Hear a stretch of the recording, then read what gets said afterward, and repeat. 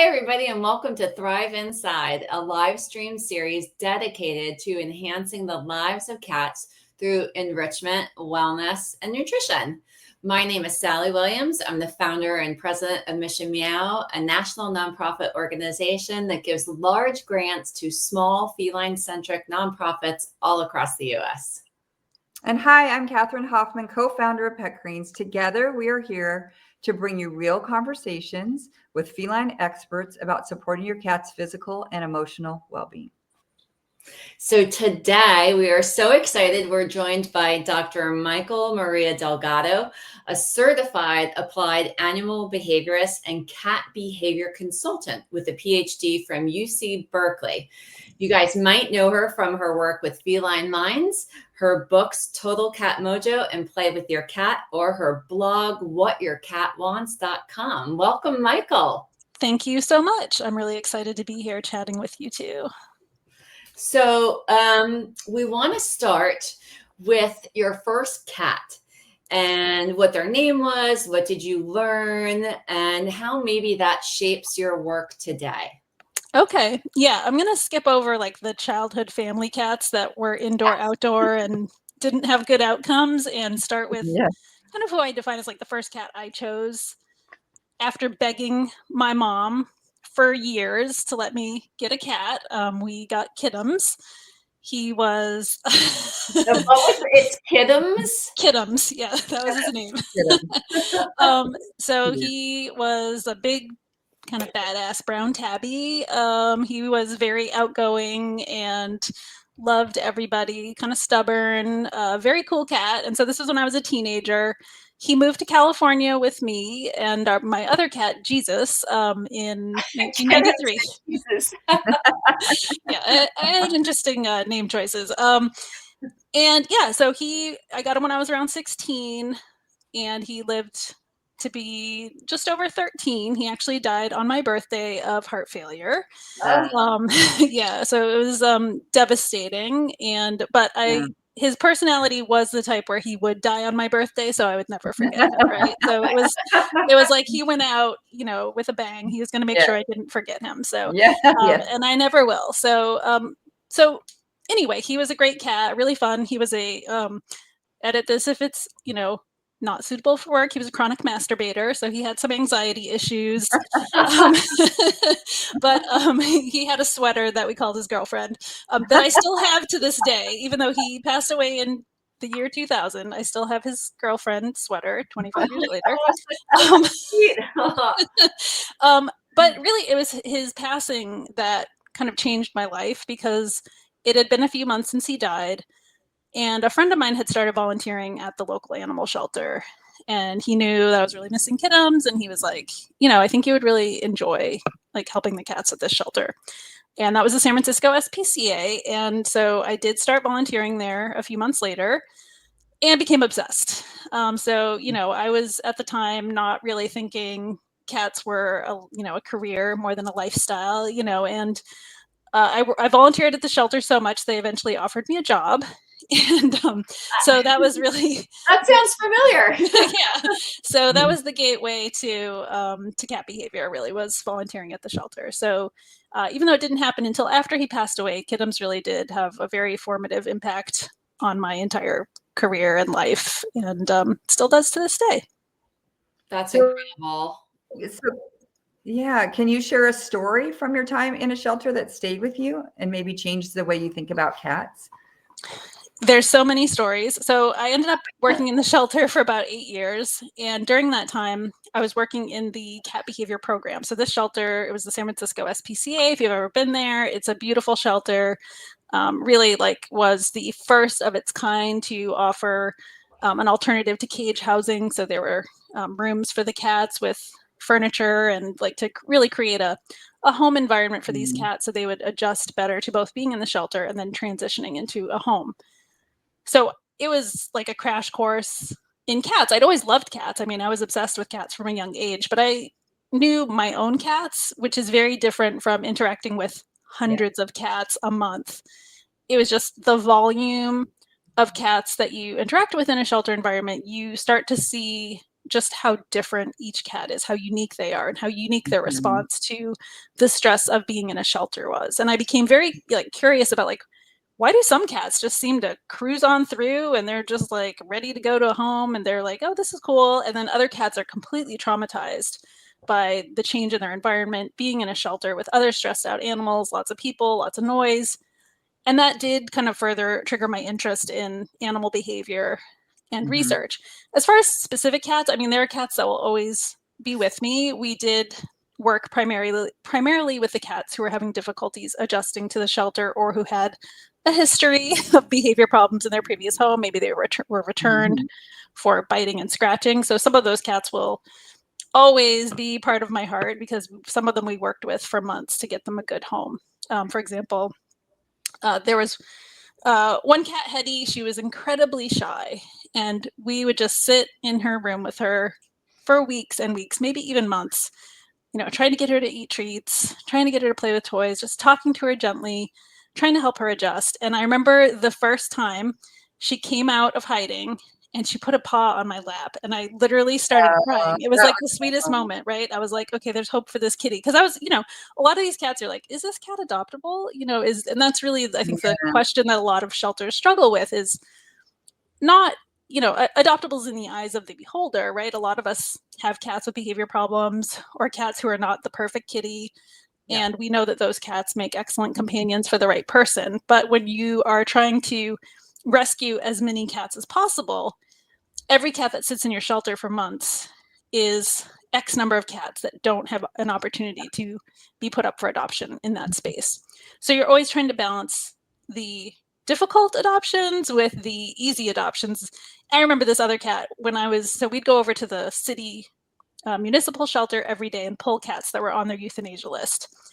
And there was this cat, Kaya. She was an overweight, dilute tortie, older, kind of cranky, but she had this, I don't know, something about her that I really liked. And I remember my boss, I was like, can we take her? I was like, can we bring her over to our shelter? And she's like, well, she's going to sit in a room for 9 months, but if you want to take her, go ahead. Right. So she was giving me the freedom to, make decisions and also see the repercussions of those decisions. And sure enough, she sat at the shelter for 9 months, but she did get a home. Right. So it was worth it in the end. She did. But she was cranky and she had some challenges getting adopted just because she didn't show well, right? So I think what I would take away is just these cats can be adopted. They can improve in their behavior. The shelter is just not the ideal environment for a lot of these kitties. So, I recognize how hard it is when shelters have to make life and death decisions based on a cat's personality. Of course, it's often other factors too, right? We're out of space. Who do we choose to euthanize to make space? And it's so hard because I understand. I've been there in your shoes. Your story sounds so much like so many of mine at the shelter where I was. And the reality is we get so attached to them because we are watching them blossom, even if it's in small increments. Yes. And then when it comes to making these decisions, it's really painful. I mean, sometimes it's not enough. A list of names I kept that I worked with, from shy to aggressive, all of that. Yeah. So when you're saying this and you tell the story about the paw, it's like, you cry, just you're so relieved because what you've done is making a difference. Yes. Yeah. So I learned a lot working in the shelter. It was a great experience. It was also incredibly stressful. And, I did ultimately decide to leave because it was taking a toll on my mental health and my physical health. And I kind of needed a break.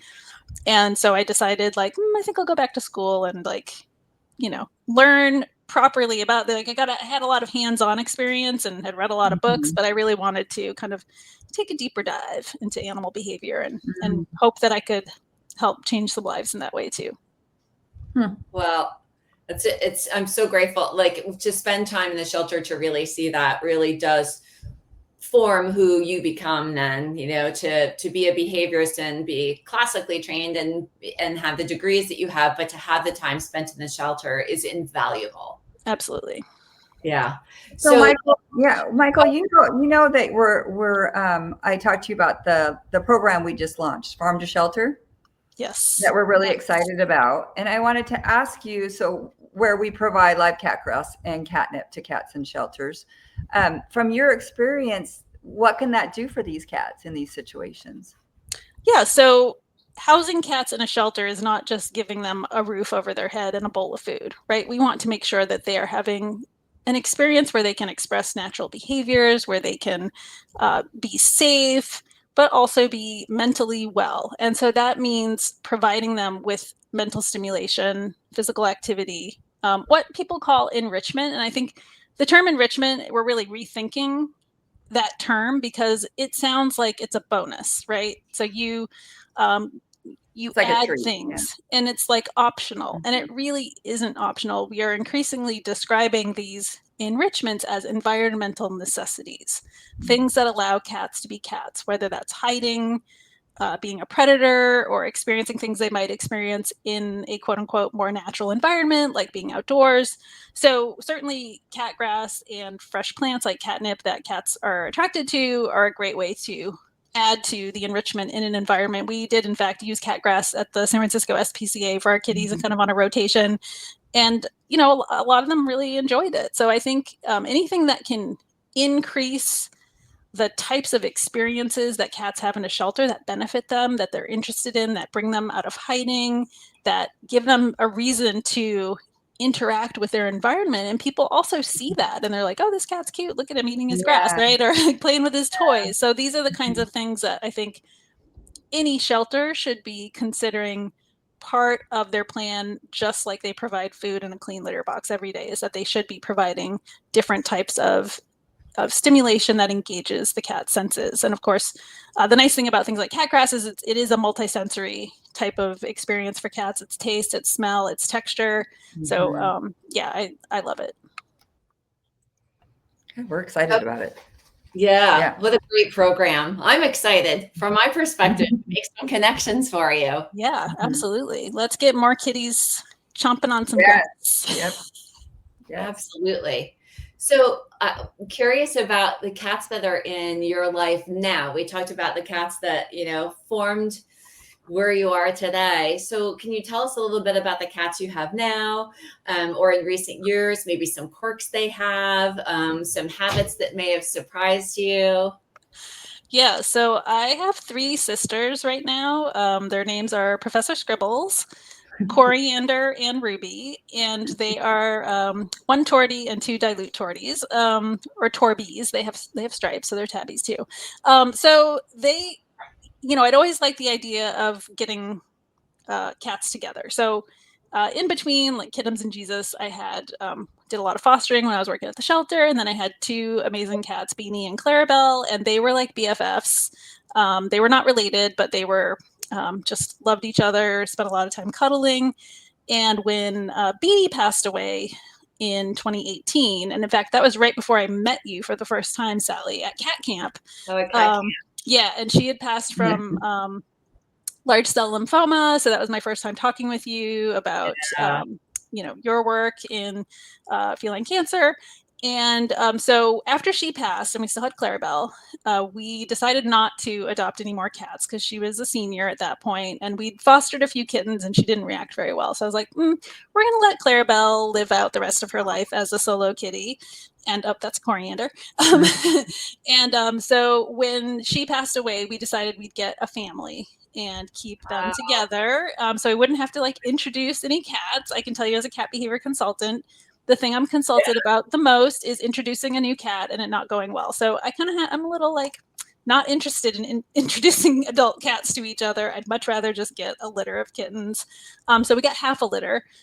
So what I find really interesting about them is the traits they have in common, like some really quirky, I don't know, they just the facial expressions and the way they play, and the way they interact with toys. There's a lot of similarities. All 3 of them fetched when they were kittens, which was the first time I had cats who fetched. So love fetchers.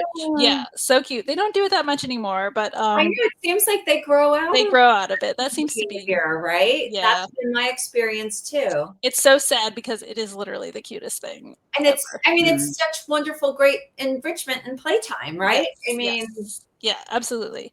So that's probably the cutest thing, that they were big fetchers. And they're good little cats. They're very they're actually very well behaved, and they're kind of independent and funny and playful. They're all very active. They're about 5.5 years old now, so they're young adults. But yeah. Do they have like a favorite? Like I have a challenging time. We have all different ages here. Yes. So their activity levels, their energy levels are different. Oh yeah. And we try to get them all playing. It can be a little chaotic. Do your guys, because they're related, is there more balance when you have play sessions or? Well, yeah. So this is the other interesting thing about them. So I thought by adopting a family, they would love each other forever. They are actually not that bonded to each other. Like I think they get along well and tolerate each other very well, but they just don't cuddle. They're pretty independent of each other, and so we do have kind of a daily play session, but we try to separate them and kind of alternate who we're playing with. So, one of us will be playing in the bedroom, one of us will be playing in the living room, and we have different like prop setup boxes and tunnels and stuff. But they do have pretty similar energy levels, and they kind of get the zoomies and chase each other around a little bit, romping and stuff. So it is, I think, in that sense, it is nice to have similarly aged cats because they do have about the same needs for physical like activity. And we use a lot of wand toys for play. They have a catio, so they spend a lot of their time in the catio, or they help us by supervising while we're working. So, yeah. Yeah. Has there ever been a big enrichment idea or product that you tried that totally flopped with your cat? Oh, yeah. In your book, you mentioned a toy that you should never use, which is a mitten with toys dangling off. Yeah, dangling off. Yeah. Well, first I'll just say, like, what has, I think with any type of enrichment or, toys or anything you're going to buy for your cat, there's always that, you should always have in the back of your mind, they may not like this. And so, and if they don't like this, I have to accept it. An example is, I don't know if either of you have like an anxiety bed for any of your pets, like these big fluffy stuffed beds, and they're marketed everywhere as an anxiety bed, to help relax your pet. So my friend was like, oh my God, my cats love this bed so much because it's all like plush and like they can make muffins in it. And so I was like, awesome, I'm going to buy an anxiety bed. Well, my cats were terrified of it. They would not touch it. They like sniffed it, and then they were like, when cats get kind of jumpy, like they were like, oh, this isn't cool. Did they like the texture of it? No. They wouldn't even get that close to it. It was like it was. I was like, okay. Yeah, it was like they actually like to lay on flat things. They like to lay on the floor or on the bedspread. Like so anyway, I was like, okay, they don't like fluffy beds. And so I gave it to a friend. Her cats hated it. And then we gave it to another friend, mutual friend, and then her cat loved it. And she sent me pictures. She's like, look, she's in the bed. And I was like, all right, it's just like you really have to just accept, well, just like us, right? Like we don't all like to do the same things. I know Sally loves pickleball. Yeah. Do I love pickleball? I've never played pickleball. I don't know. I like board games. So like, but I only had one. I got that same bed, and I have 4 cats, and only one of the 4 liked it. Right. 4. Right. Yeah. So you have to kind of just try it, let your cats try it, give them the opportunity. And of course, the minute you think like, oh, they haven't used that thing in so long, I'm throwing it away. Suddenly they're sitting in it, right? It's like I've done that so many times too. Or like they're playing with that like ball track toy. I was like, they never play with this toy. I'm going to give it away. And they're like, oh, we love this. So, it is. And that's one of the reasons that we recommend like rotating your toys and enrichment objects so that your cat kind of, they get bored of it, you put it away, you bring it back out, it's new and exciting. So I think, I can't remember if there was another question tied to that, but well, there seem to be some toys that are not good to do. Well, not good to use for your cat. Oh yeah, we were talking about the kitten mittens. Yeah. So when we're playing with our cats, in an interactive way, which means that we are mimicking the predatory experience for cats. So we're moving toys like prey animals. We really don't want to direct that biting and scratching towards our body parts, partly because it can be dangerous. And even if it doesn't bother you, it might bother someone else in your household, or your elderly mother comes to visit and your cats are like grabbing her legs and biting her. That's not a good situation. And I think also working in a shelter, you see a lot of cats that kind of come and you can tell they've been wrestled with hands. So they're just like quick to bite. So I am always like really trying to make sure that we recognize like hands should be for petting and gentle interactions, and toys are for your cat to bite and pounce on and attack. But yeah, I think with anything, whether it's a toy or any other type of, even cat grass, I will say my cats love cat grass. So it's definitely something that we offer regularly in our house. But some cats respond to catnip and some don't, right? And that's a genetic response. So we know that approximately 60% of cats have the catnip gene, and those that don't will not have that kind of euphoric rolling around response to it. And you may even notice that your cat responds differently to fresh cat grass or catnip than they do to dried, right? So it's a different kind of experience. You might see more chewing and like sniffing and kind of like tasting of the fresh catnip, whereas the dried stuff is when they're rolling around and kind of getting a little frisky, at least for my cats. So I think it's good to just kind of be an observer, like be a careful observer of your cats. Do they like this? Do they seem interested in it?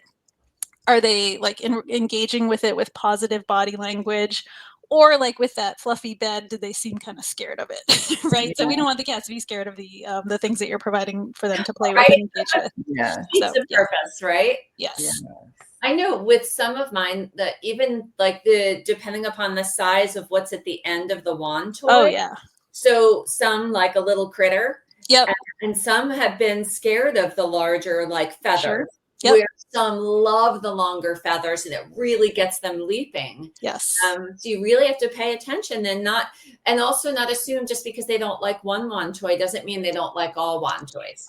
Thank you. Yes. I think, when we actually know from a study that cats do get bored of the same toy when it's repeatedly presented to the cat.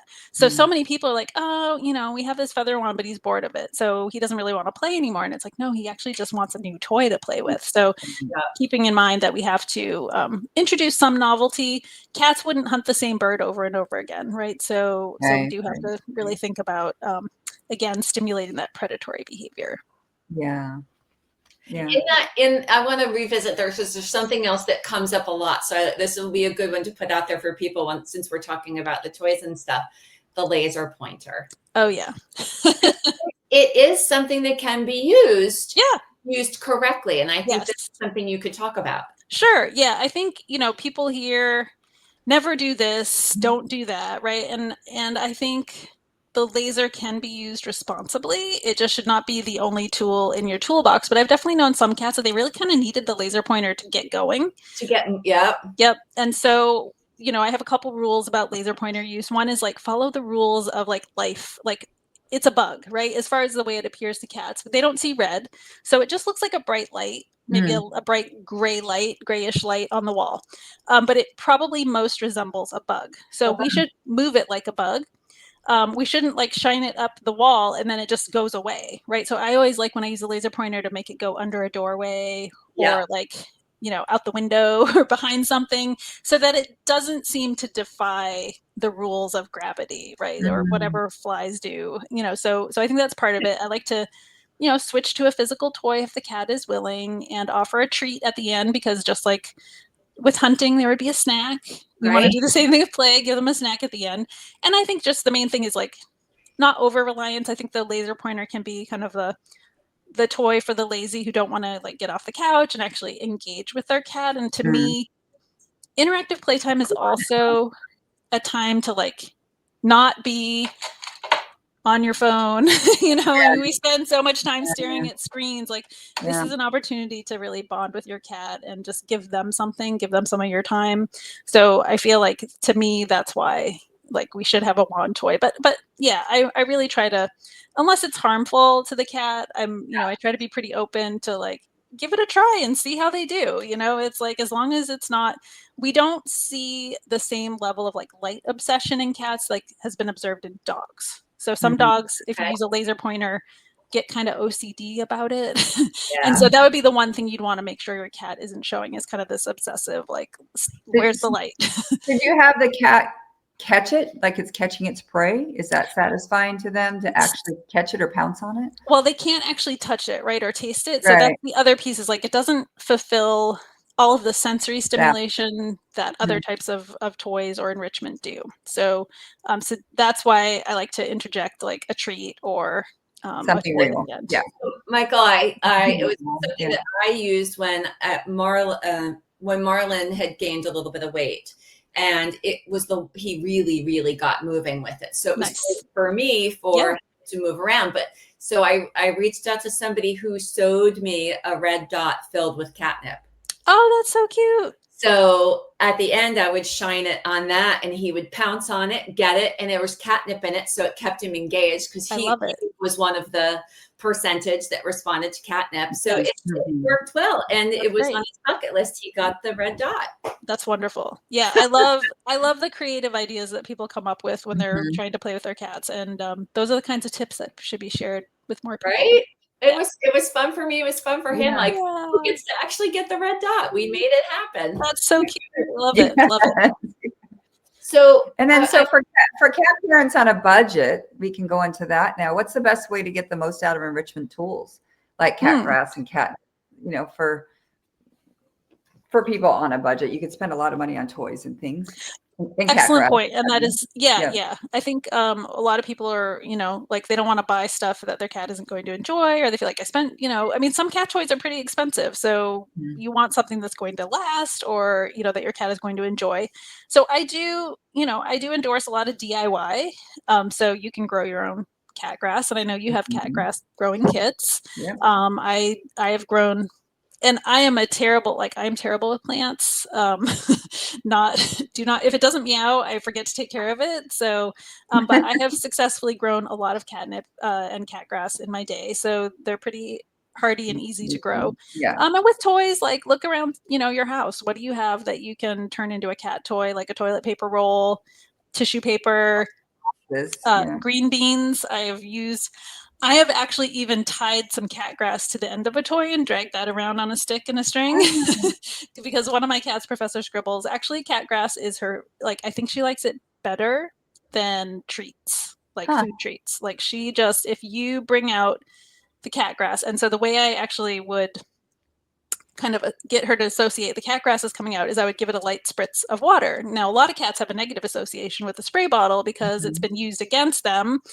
Not for good reasons. Like you should never use a spray bottle on your kitty, but that's a topic for maybe another day. But I would use a spray bottle to mist my cat grass, keep it nice and fresh, and make it taste a little more juicy or whatever. And so when Professor Scribbles hears the spray bottle, she will come running because she thinks the cat grass and she knows the cat grass is coming. So it's very cute. Yes. But anyway, I think with the on a budget, times are tight. We know there's a lot of uncertainty out there with the economy. And so I think really just, going for, homemade and scrimping where you can and splurging maybe where you need to. So, it's there's certain things I will not spend a lot of money on, but then there are other things that, yes, it's worth it to me. So it all depends on what your cat loves the best, right? Those are the things you don't necessarily want to skimp on. But again, if you can make your own toys, if your cat just is happy to lay on a towel as a fancy fluffy bed, there's you don't need to buy the fancy fluffy bed, right? But it is really, again, gets back to what your individual cat needs and wants and what they like, and, doing a little experimenting. The other thing I always recommend is you have cats, you have friends with cats. So if your cat doesn't like something like that fluffy bed, right? I handed it off to a friend. So why not share the wealth and cat trade stuff? My cat's bored of this. Did your cat want to try it? As long as the cats are all healthy and vaccinated and the things are, cleanable or unused, then trade away, share the love. It's a great idea. Yeah.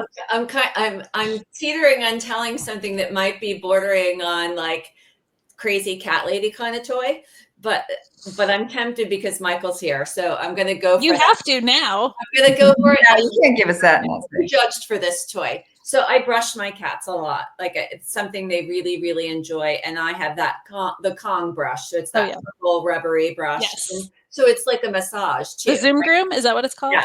The kitty Zoom Groom. Got the Zoom Groom. And it really does a good job of getting all the hair off. So inevitably there's this pile of hair. And so I flip the Zoom Groom over and I brush the carpet and then you have all this hair. So I would just start going like this to kind of, I'm feeling less bad. And I could go grab a ball of hair right now. That's Yes. It's a favorite toy. Yeah. I make it into like a dreadlock. Yeah, it's just like, so I make it very like a round perfect, and it's multicolored because it's all of my cat's hair. And I They think like it. they like the smell of it. Yeah. And it's totally free. It's cat Yeah. hair. Yeah, Now you the should one just thing, get catnip leaves and put them in there and roll up the hair with the And catnip it's leaves. big. It's not small enough that they're gonna, there's no worry of a Yeah, choke they're gonna be huge hazard. hair. They're Yeah. made large enough so that it's a proper ball, like maybe not quite as ping pong size, but close. yes. And so I think this is a really good transition to a new study. Well, it's making me think about hairballs. I do the same thing. When I brush them, I save the hair, and then it's like kind of like felted, right? You can like, I there don't used know. to It's be a like, company that did yeah, that. You could that's send right. them your hair, and they felt toys. She was at the conventions, and Yeah. she would have a wheel, and you would watch her. I was fascinated by it. Yeah, I remember when that was. I think there was a book about it too. But anyway, the one thing I started thinking, like, sometimes my cats want to eat the hair after I've done, like, don't Yeah. do that. You've already got enough That's why I hairballs. quickly just Yeah. clean it all up and turn Yeah. it into a toy. Yeah. But I think it is I was telling Catherine that a new study came out just in the last week or so about hairballs and cats eating plants. And so I thought the timing was really great because we're here to, also talk about pet greens and cat grass and, why cats eat grass. And so when a friend of mine sent me the paper and I was like, it was like hot off the presses, I was like, oh, this is perfect timing because I'm talking to Pet Greens this week and we're going to be talking about this. And there's one other paper that was published a few years ago. It was a survey-based study of like, why do cats eat grass, right? And not just specific to like the kind of grass that we provide inside, but also the, lawn grasses, which I got, like I said, no green thumb. I don't know much about plants. So I know like cat grass is usually like wheatgrass, oats, rye, right? So some common, Organic. did I miss any? No. Oat, wheat, and rye mostly. Yeah. Okay. And barley. Yeah. Oh, and barley too. Okay. So these are things that we eat too, right? And I don't know if you remember when like everyone was doing wheatgrass shots, right? Like we could be enjoying the cat grass with our cats. Right? You had a juicer in the office. Yeah, so the cats could have And some. then I got pregnant. I was like, "Oh no more wheatgrass." No, you didn't. It didn't taste good to you anymore. It's so funny how that happens. So anyway, so there was a survey-based study that came out a few years ago. Just asking people about their cats' experiences eating grass and if they were unwell or seemed sick before. Like, was this grass eating something that cats did because they didn't feel well? Now, certainly, a lot of people with cats who seemed otherwise healthy reported that their cats would vomit after, right, or regurgitate some of the grass. But the survey was really trying to like tease apart these different hypotheses about like, why do cats eat grass? Was it something that evolved because it prevented parasites? Was it something that evolved because it soothed their stomachs? Or there's a hair transit hypothesis, which is basically what the recent study showed. And they actually, basically, it was one of the researchers' cats. She analyzed the contents of the cat's vomit after throwing up after eating grass. And so they got the grass species. This was an indoor outdoor cat. And also they could look at the amount of hair in the vomit. So basically what they found was that the way the plants were structured is that they collected the fur in a way that would help eject the fur one way or the other, right? It would help it move through the digestive system, so it kind of collects it. And so the hypothesis is that it probably evolved because it had some benefit to cats through preventing hairballs and helping stuff move through their system, which is pretty cool. Like, they didn't look at feces, so we can't say that it does move it in the opposite direction, but that would make sense. A lot of us know that our cats groom themselves a lot. They don't have hairballs every single day. So they're obviously, some of the hair just goes through and makes its way out in the litter box.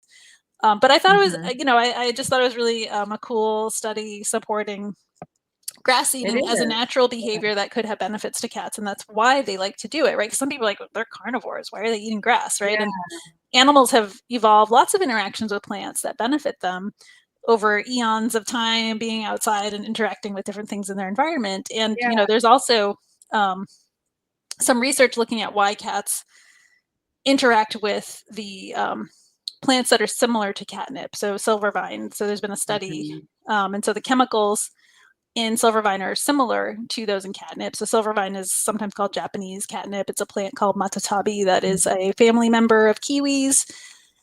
And if your cat likes catnip, they may also like silvervine. But what was cool about that research is that they showed when cats rubbed in these plants that have nipidolactone in them or different similar chemicals, that they were able to repel mosquitoes. That's So fascinating. yeah, so there's other evolved benefits. In addition, we can see from this research that these plants are not addictive to cats, they're safe, but they also do activate their pleasure system. So it's like the way that these the cats and the plants co-evolved is that the cats rub on and eat the plants. The plants then protect them from mosquitoes, which to cats can actually transmit deadly diseases like heartworm that are not treatable. And then in return, because the cat ate the catnip, when they defecate outside, they are leaving behind catnip seeds and silvervine seeds that make more plants, right? So it's a cats are what we would call seed dispersers. So they are helping the plants propagate throughout their environment. So I love, how science can kind of tell us about the origins of some of these behaviors, or even though sure our cats are primarily indoors now, they're cared for, they still have a lot of instincts that have followed them through domestication that we haven't really asked them to change. So I always find those behaviors really interesting. Yeah, and grass could be one of them. Yeah, absolutely. Grass seeding for sure. And catnip, right? Yeah. For people that are newer to this and newer to bringing grass into the house, could we talk a little bit about maybe is there a certain time of day that's better for them, or how often? Like, is it okay to leave the grass out? Like, so for somebody who's bringing grass in, pet greens for the first time, what do we think is the best kind of setup? I know my cats are thrilled. They know the box now. The box comes in and they're like so excited to dig in. But are there any rules? And also you studied multi-cat households. I read in your book quite a bit. So in that, how would you introduce pet greens in a home that had many cats? Yeah. So like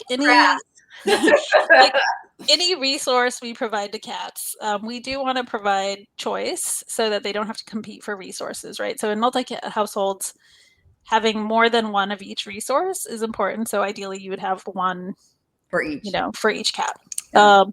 With cat grass, I think whether you leave it out all the time or put it away. So I actually store mine in the refrigerator. It lasts longer, I found, and I water it occasionally, and it can last for weeks. So I definitely bring it out as like a special event. So that way my cats also don't habituate to it, right? It's exciting. Like I said, my cat comes running when she knows it's available, and she makes this cute little meow when she sees it. It's just, it's really cute. So I do put it away. And also I know if I leave it out, one, it gets a little saggy, and then, it looks a little sad, but also they will chew it to the extent that maybe the vomiting does happen. And, vomiting happens, but if I can avoid it, I would. So I let them have a little bit of grass as a treat or a snack, and then it goes back in the fridge. And then next time it comes out, they're very excited. I also will sometimes clip it and then feed it to them because, I think sometimes I think it's hard for them to totally chew it off. And so for some of us, we might want to have those periods where the cat is spending a lot of time engaged with the cat grass and spending a lot of time chewing and rubbing and sniffing it. And other times we just want to give them the treat part of it where they actually enjoy ingesting it and just like make it easy for them. So I will clip it sometimes and hand feed them a little bit of cat grass, or I'll just put it on the ground and let them enjoy it. But again, put in their food too?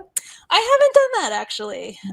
Yeah, that's an interesting, like a topper kind of thing. Yeah, if your cat enjoys it, that's another great idea.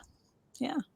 This is why I get the 4-pack, and I get 2 grasses and 2 catnips, and that way everybody has their own. And Catherine and I have talked about this. I'm now going to be saving the catnip, get enough of them, and so that I'll have a big pot of it. Nice. So I have a big pot in the house, a nice round pot filled with catnip.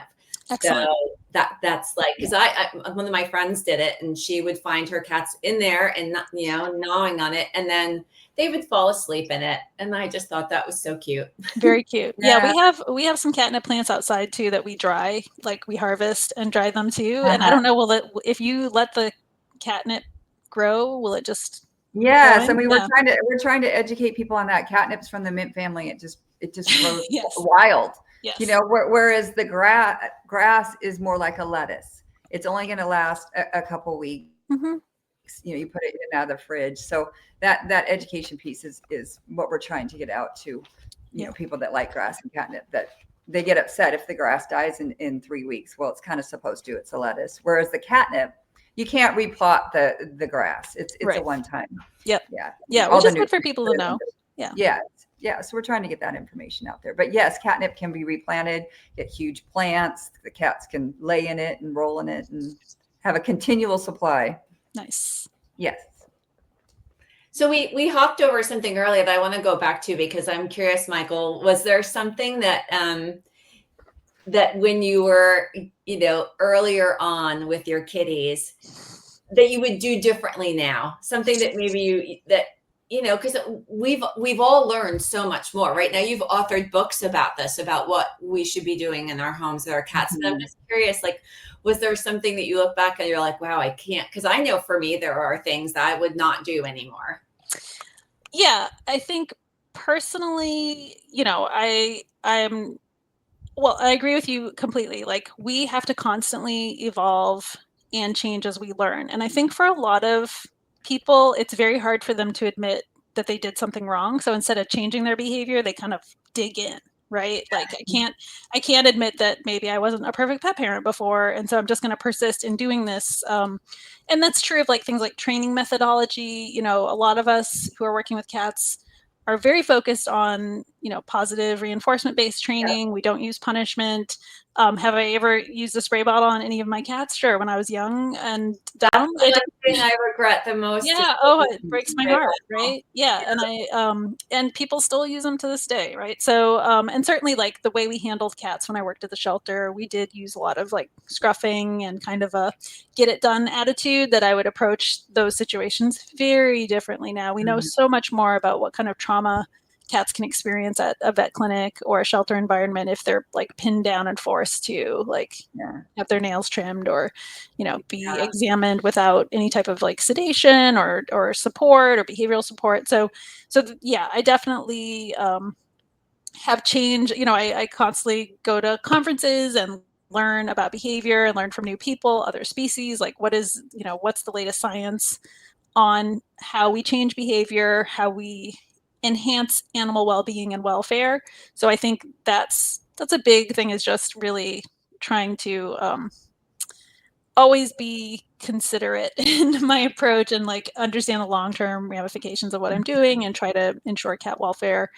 And you know, like I said, personally, yeah, I definitely used a spray ball. I didn't know, like my cat didn't have a scratching post when I was a teenager, like, you know, just things like that. And certainly, you know, my cats did not have the kinds of environmental stimulation that my cats have now, right? We have several cat trees, we got cat grass, you know, I wish that, you know. Yeah. And I think, you know, despite all that, you know, like Kittums was a great cat. Jesus was a great cat. They were, you know, very loving and kind. Thankfully, they were like very forgiving of my crappy parenting, right? Yeah. And so that's kind of, I think, also what motivates me to be like the best pet parent I can be with my cats now. And they're very spoiled, or, you know, whatever. I don't consider them spoiled. They're just, they have a very exciting, you know, environment that I really want them to have a good life, perhaps to make up for some of the deficits I had as an early pet parent. I love that now, you know, there's so much information. There's a wealth of information. And now it's all about, we don't talk about punishing our cats. It's rewarding our cats when they do something right. And the grass for me is one of their rewards. Yeah, you know, absolutely. I have a kitty who has cancer and he's going through chemo. And so unfortunately I have to give him pills here and there. And something that he really likes, brushing is one of them, but he's in the bathroom, he gets his pill, open the door, and there's grass waiting for him. Nice, very nice. He loves that because he is immune compromised right now. And so I don't keep him out on the harness anymore. So the grass is such a welcome treat for him. So it's become part of like, okay, we do this and we give him a little, good brushing, and then open up the door and there's the grass waiting for him. And it's become such a wonderful routine for us. I love that. Yeah. And he's probably slowly becoming a little more tolerant of the pilling because it's always, followed by something good. Yeah. So I'm grateful. I love having my grass there for him, and he loves the catnip too. So, Nice. we can switch it out, make sure he has some variety. Nice. Right. Yeah. That's, when we grew up, we had indoor, outdoor cats. And I think a lot of people grew up like that. And Sure. now everybody's saying, oh, you need to keep your cat indoors, but no one's talking. Well, not no one, but the enrichment talk needs to happen now, because we don't know our cats were indoor, outdoors. We think, oh, we need to keep them in to keep them safe. And that's it. Yeah. There's so much more we need to do now for cats than we ever did before. Yeah. Yeah. And I think, my personal thoughts on this have changed a lot too. When I worked at the shelter, we had kind of it was not a strict indoor only policy, but we kind of really, were pushing indoor only. It was in a city, so it made sense. Mm-hmm. And, my last cat, Clarabelle, we started taking her out on a harness just in our backyard when she was about 14. She hadn't been outside in certainly almost in her entire life, right? And she always seemed very happy, but as soon as we started taking her on a harness, man, she wanted it more. And that really made me think, like, there's something intrinsically different about being completely outside from just standing at a screen door or a screened-in window, right? And she just wanted to feel the sun on her body and roll around in some dirt and feel the air. I don't know. It was like, it was different. And that really, that was one of the reasons when we got the sisters, we decided to build a catio because we wanted to keep them safe, but we also wanted them to have some outdoor time. So I think the thinking, we're trying to really balance the safety with their welfare needs.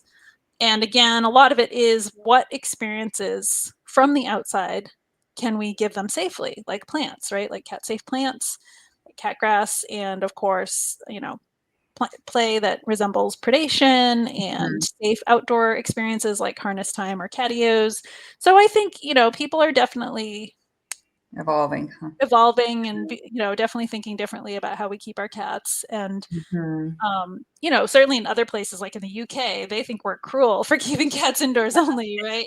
But, you talk to most people who have pets in the UK, and a lot of them have lost cats to, getting hit by cars and stuff. And to me, that's not a price I'm willing to pay. So, I work to make the indoors exciting and to give my cat that safe outdoor exposure that does not put them at risk of disease or getting hit by a car or anything like that. So we have to be thoughtful, and we shouldn't be lazy about it. And we should really give our cats an environment they can thrive in. Yeah, and we thrive. When our cats are thriving, we are thriving, right? Yes. It's true. I'm happier when my cats are happy. Absolutely. Of course. This has been such a wonderful interview, such great information. I still can't get over that you had a cat named Jesus.